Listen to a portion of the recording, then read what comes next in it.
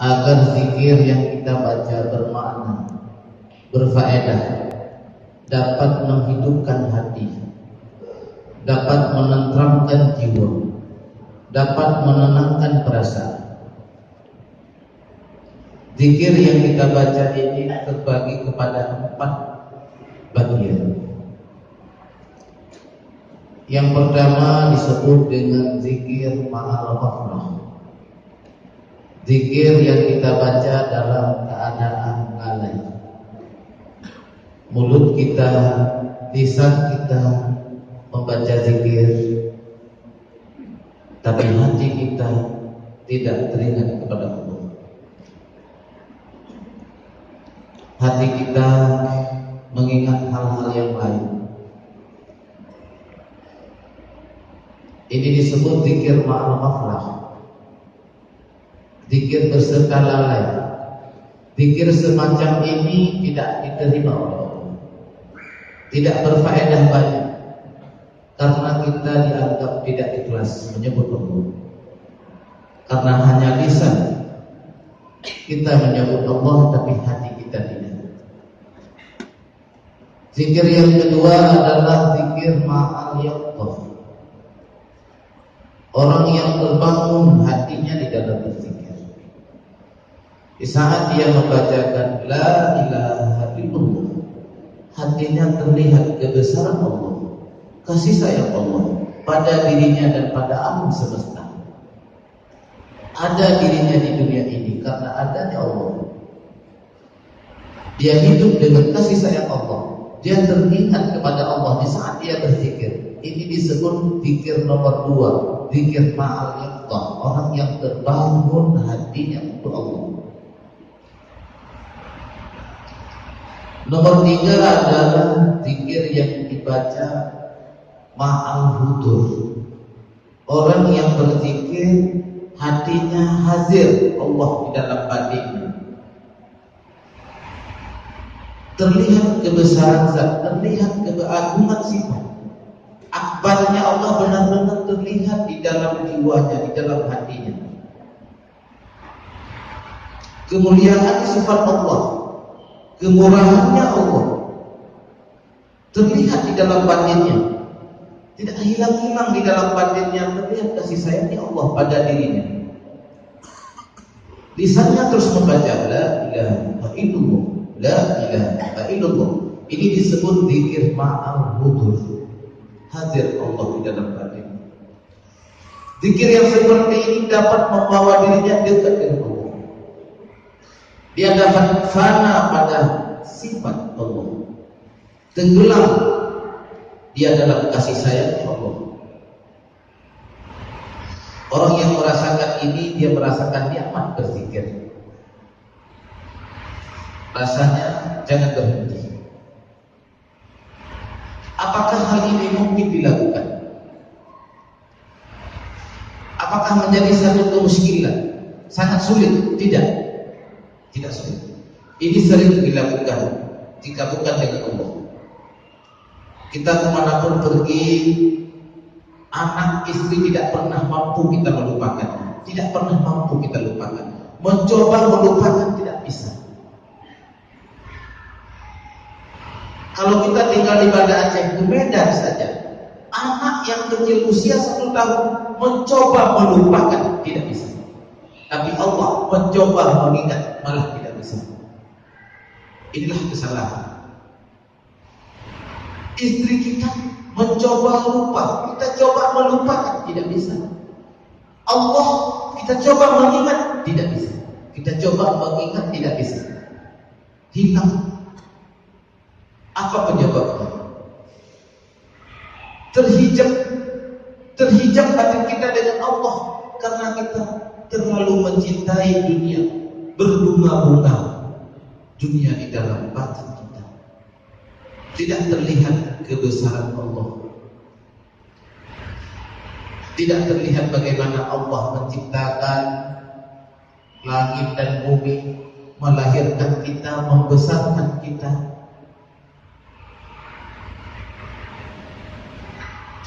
Lalu mengirimkan buah-buah kayu,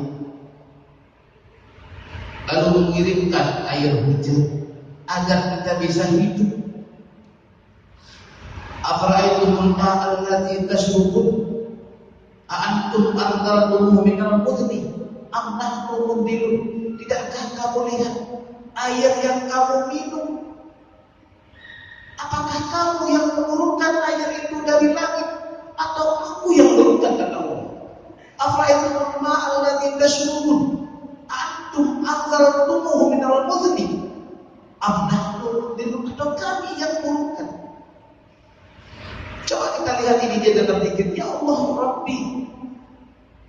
Di dalam kita berzikir kepada Allah, kita terlihat kebesarannya. Ya Allah, Engkau Maha Pengasih, Engkau Maha Penyayang. Kami hidup sebagai hamba-Mu ini karena Engkau menghidupkan, karena Engkau memelihara kami, karena Engkau menjaga kami setiap saat. Perasaan ini ada di dalam batin kita. Inilah jalan kita dekat kepada Allah.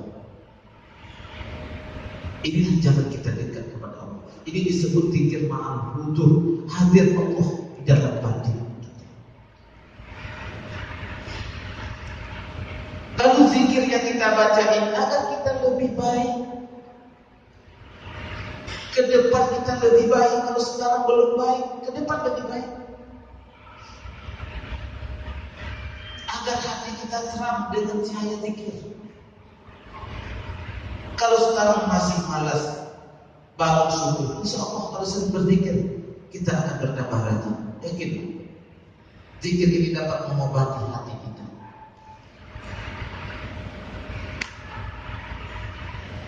Dan zikir ini adalah jalan untuk taubat yang paling dekat dengan Allah. Menyebut asmanya, jalan yang paling dekat untuk menuju Allah.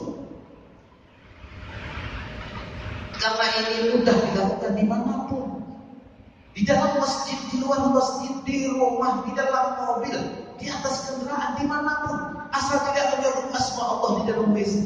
Cukup mudah dekat dengan Allah dengan zikir.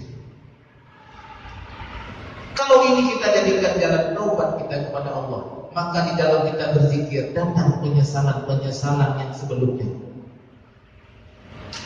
Ada rasa menyesal, ya Allah ya Rabbi, baru malam ini, baru bulan ini, baru tahun ini aku menyebut nama-Mu ya Allah. Usiaku sudah 40 tahun. Baru 1 tahun aku membaca asma-Mu ya Allah. Baru 1 tahun aku mencoba-coba menyebut nama-Mu ya Allah. Kemana umurku yang selama ini? Ada penyesalan.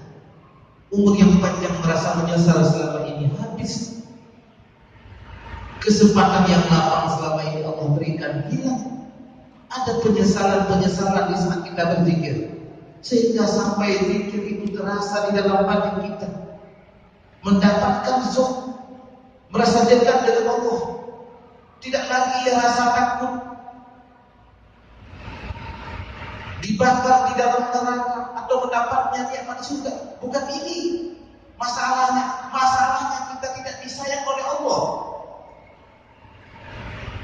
Kita tidak disayang oleh istri saja karena kamu. Susah. Anak hilang kasih sayang ibu, susah. Bagaimana hamba hilang kasih sayang Allah? Tidak susah.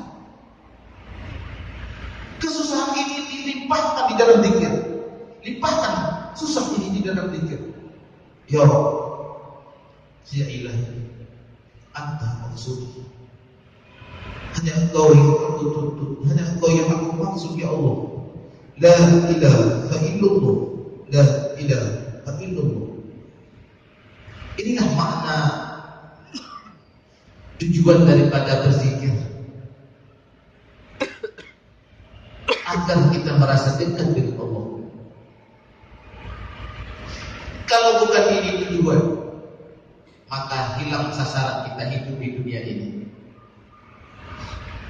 Wa ma khalaqtul jinna wal insa illa liya'buduni ay liya'rifuni. Tidak aku ciptakan jin dan manusia kecuali sembah sujud kepadaku. Ay liya'rifuni artinya untuk dapat bermakrifat kepadaku. Makrifat di sini maknanya merasakan keberadaanku di dalam hidupnya. Kemanapun kita pergi Allah itu ada. Dan ini jalan pula mendapatkan husnul khatimah. Jalan merupakan husnul khatimah. Kalau sering-sering kita berzikir, insyaallah akhir hayat nanti di dalam zikrullah. Karena la ilaha illallah ini kalimah thayyibah. Kalimah thayyibah berkaitan mati. So yang mantenkeun kalimah thayyibah patah tidak matera mati. Hana bisa tatalkin. Hana kudaya tu aku. Dekeun la ilaha illallah hana bisa dekeun. Hancurkan. Menyahana kait-kait takun hana jekakeun. Patah tidak. Mangat bisa lancar kalimah la ilaha illallah di saat akhir hayat. Maka di dalam kehidupan, di dalam keseharian, di rumah, dalam usahanya, tengah kerja, jalan kendaraan, beka sangkut bang sahabat dan lamun tu tapi hana bersikir banding aja kepada Allah. Inilah kelebihan orang-orang yang bisa bermakrifat kepada Allah. Menyatakan yang itu beda. Orang-orang yang bisa batinnya berjalan kepada Allah, hidup batinnya kepada Allah dengan kedanyo. Tanyo bayangan Allah menjanjikan dengan Allah. Kalau kau sakit, kalau kau sempit, kalau kau nampak lagi dulu tapi orang-orang yang mampu bermakrifat kepada Allah, mengingat Allah setiap saat, dia bersama Allah setiap saat. Ini tidak mesti orang alim. Tanya bisa. Karena untuk dekat kepada Allah jalannya adalah batin ikhlas. Batin ikhlas. Allah memang zat yang lain tidak bisa dilihat, tapi perbuatannya nyata, sifatnya nyata. Bagaimana kita meyakini la haula wala quwwata illa billahil aliyyil azim? Tidak ada daya, tidak ada upaya kecuali hanya Engkau ya Allah. Untuk bermaksiat Allah tidak ada kekuatan, untuk taat Allah tidak ada kekuatan kecuali dengan Engkau bukanlah ya Allah. Semua perasaan ini dilimpahkan di dalam zikir. Kita hentak-hentakkan zikir ini. Bertiga-tiga tahun bom dalam batinnya. Apa tujuannya? Agar hati kita yang sudah berkarat, yang karudonya mangatle, menyatakan rantai kecil-kecil. La ilaha illallah, la ilaha illallah.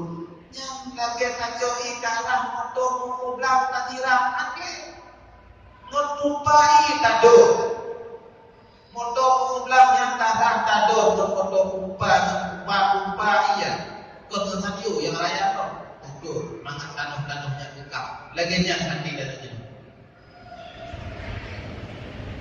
dekalan menghuni Abu Ridwan yang dirahmati Allah mesti urung hana lam susah lam punyanyo hana amal wa hana urung yang susah.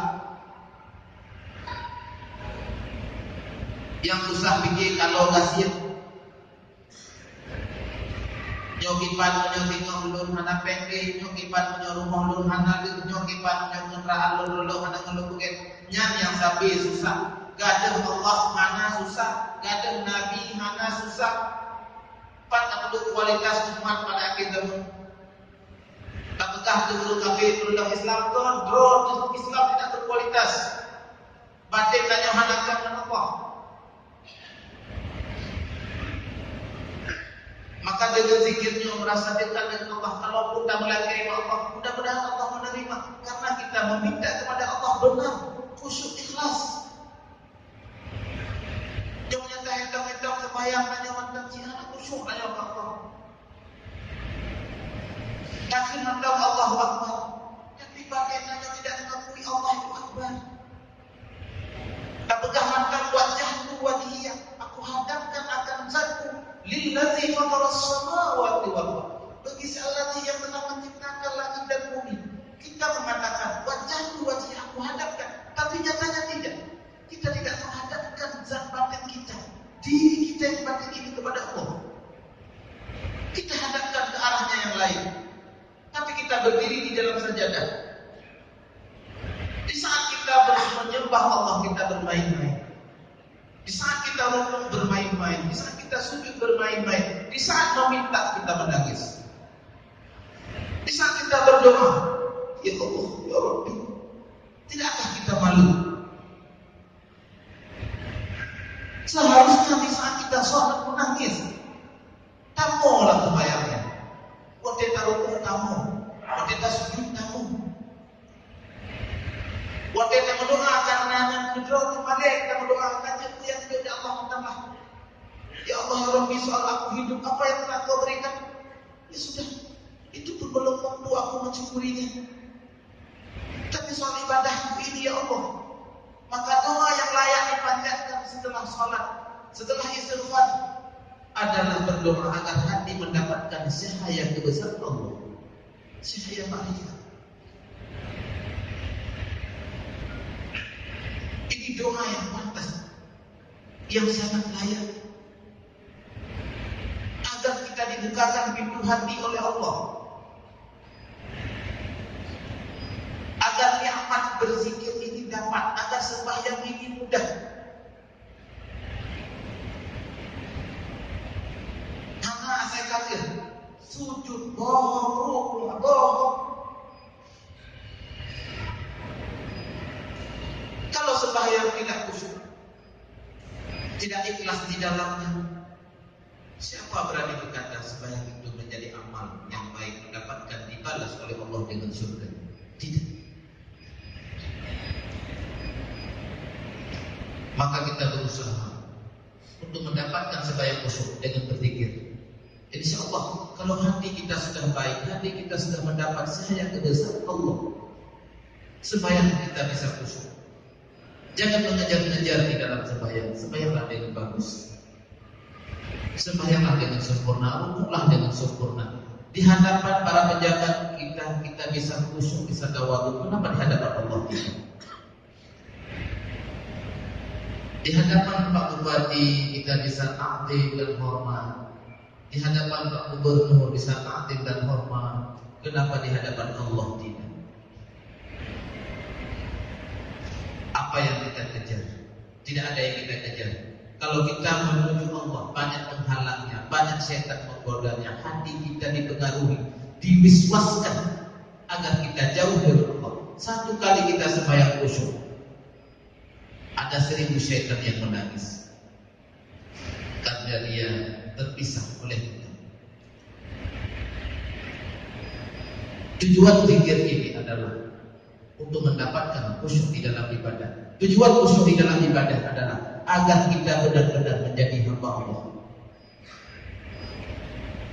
Kalau belum kita mendapatkannya, harus ada usaha.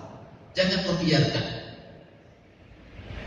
Jangan pula merasakan saya tidak mampu. Jangan mengatakan kepada diri saya tidak mampu, karena Allah yang memberikannya. Berdoa saja kepada Allah, insya Allah Allah akan memberikan. Allah akan menerima doa kita. Berdoa kepada Allah, ya Allah ya Rabbi, limpahkan cahaya rinduku kepadamu ya Allah. Ya Allah ya Rabbi, limpahkan cahaya cintaku kepadamu ya Allah, agar kemanapun aku pergi, di saat aku beribadah kepadamu dan di luar ibadah, aku dapat mencintaimu ya Allah. Jika batin kita dapat melakukan hal yang seperti ini, insya Allah bumi Aceh ini akan dikaruniakan rahmat dan melimpah oleh Allah. Satu orang yang ibadahnya baik akan Allah ampunkan satu pulau orang-orang berdosa. Mudah-mudahan kita tetap berdoa agar semua kita, saudara-saudara kita, diampunkan dosanya oleh Allah, untuk dapat menjadi hamba Allah. Inilah jalan yang telah dirintis oleh seorang guru besar yang kita cintai bersama, Abuya, sudah membuka jalan ini agar kita dapat berzikir mengingat Allah. Para wali-wali Allah akan membantu batin kita. Para syekh-syekh, para mursyid-mursyid akan membantu batin kita untuk dekat kepada Allah. Jika kita buka kitab Kitabul Himam, di sana tertulis, siapa di antara hamba yang bersungguh-sungguh kepada Allah, jika dia tidak mampu, maka akan Allah berdekatkan dia dengan para walinya, dan walinya lah yang membimbing batinnya untuk dekat kepada Allah. Jika ada kita berkeinginan dekat dengan Allah, sedangkan kita tidak mampu, akan Allah berdekatkan kita dengan para walinya, dan waliullah lah yang membimbing batin kita untuk dekat kepadanya. Maka teruslah berusaha perbaiki hati. Insya Allah dengan hati seribu kita mendapat berkah dari Allah dan mendapat doa mursyid dari guru kita, para mursyid-mursyid yang lain. Amin ya rabbal alamin. Inilah sosial singkat, mudah-mudahan ada manfaatnya untuk kita semua. Hadanallahu wa iyyakum ajma'in. Assalamualaikum warahmatullahi wabarakatuh.